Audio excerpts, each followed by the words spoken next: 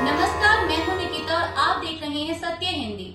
चलिए एक नजर डालते हैं अब तक की सुर्खियों पर। केंद्रीय सड़क परिवहन और राजमार्ग मंत्री नितिन गडकरी ने अपनी सरकार के टॉप लीडरशिप पर अप्रत्यक्ष ढंग से जबरदस्त हमला बोला है। उन्होंने सत्ता, धन और ज्ञान के अहंकार के खिलाफ कड़ी टिप्पणी करते हुए कहा कि जो लोग शक्ति, धन, ज्ञान या सुंदरता प्राप्त करते हैं वे अक्सर अहंकारी हो जाते हैं। नागपुर में शनिवार को एक कार्यक्रम के दौरान शिक्षकों को संबोधित करते हुए गडकरी ने नेतृत्व और सम्मान के महत्व पर जोर दिया। उनके इस बयान ने राजनीतिक गलियारों में नेतृत्व को लेकर तीखी प्रतिक्रियाएं और कटाक्ष को जन्म दिया है। इसे आरएसएस के हमले का ही विस्तार माना जा रहा है।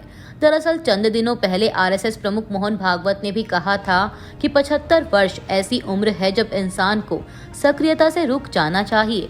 भागवत की इस टिप्पणी को पीएम मोदी के रिटायरमेंट से जोड़कर देखा गया। सितंबर 2025 में मोदी 75 साल के हो जाएंगे। भाजपा में इससे पहले कई नेताओं को 75 साल की उम्र में रिटायर कर दिया गया है। वहीं अब नितिन गडकरी ने कहा कि सम्मान मांगा नहीं जाता, इसे हासिल किया जाता है। अगर आप इसके लायक हैं तो आपको यह मिलेगा। जिस व्यक्ति को शक्ति, धन, ज्ञान और सुंदरता का अहंकार होता है वह किसी के काम नहीं आता। उन्होंने विश्व इतिहास का हवाला देते हुए कहा कि जिन लोगों को जनता ने स्वीकार किया उन्हें दूसरों पर खुद को थोपने की जरूरत नहीं पड़ी। ऐसे लोगों को जनता ने स्वीकार किया। उनके इस बयान को कई लोगों ने भाजपा के शीर्ष नेतृत्व पर अप्रत्यक्ष टिप्पणी के रूप में देखा। गडकरी ने नेताओं के बीच इस अहंकार पर दुख जताया। उन्होंने चुटकी लेते हुए कहा कि मैं सबसे होशियार हूँ, मैं साहब बन गया हूँ, मैं दूसरों को कुछ गिनता ही नहीं। उन्होंने चेतावनी दी कि ऐसा अहंकार सच्चे नेतृत्व को कमजोर कर देता है। गडकरी की इस टिप्पणी को समझना टेढ़ी खीर नहीं है। भाजपा में साहब शब्द का इस्तेमाल किसके लिए किया जाता है यह कोई छिपी बात नहीं है। राज्यसभा सांसद कपिल सिब्बल ने आरोप लगाया है कि चुनाव आयोग हमेशा से मोदी सरकार के हाथों की कठपुतली रहा है। उन्होंने दावा किया कि बिहार में मतदाता सूचियों का विशेष गहन पुनरीक्षण एक असंवैधानिक कदम है, जिसका उद्देश्य यह सुनिश्चित करना है कि बहुसंख्यक सरकारें सत्ता में बनी रहें। पीटीआई को दिए एक इंटरव्यू में सिब्बल ने यह भी आरोप लगाया कि प्रत्येक चुनाव आयुक्त अपने इस सरकार के साथ गठबंधन में पिछले आयुक्त से आगे निकल जाता है। बिहार में मतदाता सूचियों के चल रहे विशेष गहन पुनरीक्षण पर निशाना साधते हुए पूर्व कानून मंत्री ने कहा कि चुनाव आयोग के पास नागरिकता के मुद्दों पर फैसला लेने का अधिकार नहीं है। जम्मू कश्मीर के नौहट्टा इलाके में कब्रिस्तान की ओर जाने वाली सभी सड़कों को सील कर दिया गया है। समाचार एजेंसी पीटीआई ने यह जानकारी दी। पीटीआई के मुताबिक श्रीनगर शहर के सभी प्रवेश मार्गों पर भारी संख्या में पुलिस और केंद्रीय अर्धसैनिक बलों को तैनात किया गया है। मामले पर राज्य के मुख्यमंत्री उमर अब्दुल्ला और पूर्व मुख्यमंत्री महबूबा मुफ्ती ने प्रतिक्रिया दी। उमर अब्दुल्ला ने सोशल मीडिया प्लेटफॉर्म एक्स पर लिखा कि अलोकतांत्रिक कदम है कि घरों को बाहर से बंद कर दिया गया, पुलिस और केंद्रीय बलों को जेलर की तरह तैनात किया गया, श्रीनगर के प्रमुख पुलों को बंद कर दिया गया।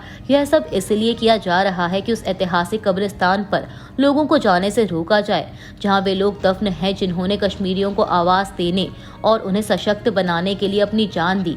मैं कभी नहीं समझ पाऊंगा कि कानून व्यवस्था वाली सरकार किस बात से इतना डरती है। वहीं पीडीपी प्रमुख महबूबा मुफ्ती ने कहा कि जिस दिन आप हमारे नायकों को अपना मान लेंगे, ठीक वैसे ही जैसे कश्मीरियों ने आपके नायकों महात्मा गांधी से लेकर भगत सिंह तक को अपनाया है, उस दिन दिल की दूरी, जैसा कि प्रधानमंत्री मोदी ने कहा था, सही में खत्म हो जाएगी। दरअसल आपको बता दें कि श्रीनगर पुलिस ने एक्स पर सार्वजनिक परामर्श जारी कर कहा है कि श्रीनगर जिला प्रशासन ने 13 जुलाई रविवार को ख्वाजा बाजार नौहट्टा की ओर जाने का अनुरोध करने वालों को अनुमति देने से इनकार कर दिया। पुलिस ने कहा कि आम जनता को सलाह दी जाती है कि वे इन निर्देशों का सख्ती से पालन करें और जिला प्रशासन द्वारा जारी आदेशों का उल्लंघन करने से बचें। पुलिस ने आगाह किया कि इन आदेशों का किसी भी प्रकार से उल्लंघन करने पर कानून के प्रासंगिक प्रावधानों के तहत सख्त कार्रवाई की जाएगी। दरअसल आपको बता दें कि अगस्त 2019 में अनुच्छेद 370 हटने से पहले जम्मू कश्मीर में 13 जुलाई को सार्वजनिक अवकाश होता था। कश्मीर में तत्कालीन डोगरा शासन के खिलाफ आवाज उठाने पर 1931 में श्रीनगर सेंट्रल जेल के सामने 21 लोगों को मार दिया गया था। हर साल 13 जुलाई को इस दिन को स्थानीय लोग शहीद दिवस के तौर पर मनाते हैं और लोग मारे गए लोगों को श्रद्धांजलि देते हैं। भारत के शुभांशु शुक्ला और 3 अन्य अंतरिक्ष यात्रियों की इंटरनेशनल स्पेस स्टेशन से पृथ्वी पर वापसी 15 जुलाई को हो सकती है। विज्ञान एवं प्रौद्योगिकी राज्य मंत्री स्वतंत्र प्रभार जितेंद्र सिंह ने एक्सियम 4 मिशन को लेकर सोशल मीडिया प्लेटफॉर्म एक्स पर अपडेट देते हुए बताया है कि अनडॉकिंग 14 जुलाई को शाम 4:30 के लिए निर्धारित है। उन्होंने कहा कि पृथ्वी पर वापसी 15 जुलाई की दोपहर 3 बजे के लिए निर्धारित है। जितेंद्र सिंह ने बताया कि इन टाइमिंग्स में लगभग 1 घंटे ऊपर नीचे हो सकता है। आपको बता दें कि शुभांशु शुक्ला और 3 अन्य अंतरिक्ष यात्री इंटरनेशनल स्पेस स्टेशन के लिए 25 जून को रवाना हुए थे। बिहार विधानसभा में विपक्ष के नेता तेजस्वी यादव ने इंडिया ब्लॉक की हालिया आंतरिक बैठकों पर बात की। उन्होंने पीटीआई से बात करते हुए कहा कि यह एक आंतरिक बैठक थी, इसलिए चर्चा की गई हर बात सार्वजनिक रूप से साझा नहीं की जानी चाहिए। लेकिन हाँ, हमने अपनी भविष्य की रणनीति और नए बिहार के निर्माण की दिशा में काम करने के तरीकों पर बात की। तेजस्वी ने आगे ये भी कहा कि सीटों के बंटवारे पर भी चर्चा जारी है। राष्ट्रपति द्रौपदी मुर्मू ने राज्यसभा के लिए 4 लोगों को मनोनीत किया है। गृह मंत्रालय के नोटिफिकेशन में बताया गया है कि उज्ज्वल देवराज निकम, सी सदानंदन मास्टर, हर्षवर्धन श्रृंगला और डॉक्टर मीनाक्षी जैन को राज्यसभा के लिए मनोनीत किया गया है। बता दें कि उज्ज्वल देवराज निकम ने भाजपा के टिकट पर मुंबई नॉर्थ सेंट्रल से लोकसभा का चुनाव लड़ा था, लेकिन वह हार गए थे। वहीं हर्षवर्धन श्रृंगला विदेश सचिव रह चुके हैं।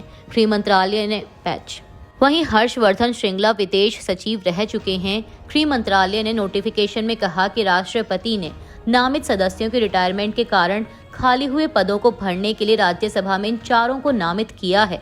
ओडिशा के बालासोर जिले की एक कॉलेज की छात्रा जिसने एक शिक्षक के खिलाफ यौन उत्पीड़न की शिकायत दर्ज कराई थी, ने शनिवार को संस्थान परिसर में कथित तौर पर खुद को आग लगा ली और 90% तक जल गई। पुलिस द्वारा यह जानकारी दी गई है। पीटीआई के मुताबिक उसे बचाने की कोशिश कर रहे एक अन्य छात्र को भी चोटें आईं और दोनों को जिला मुख्यालय अस्पताल ले जाया गया।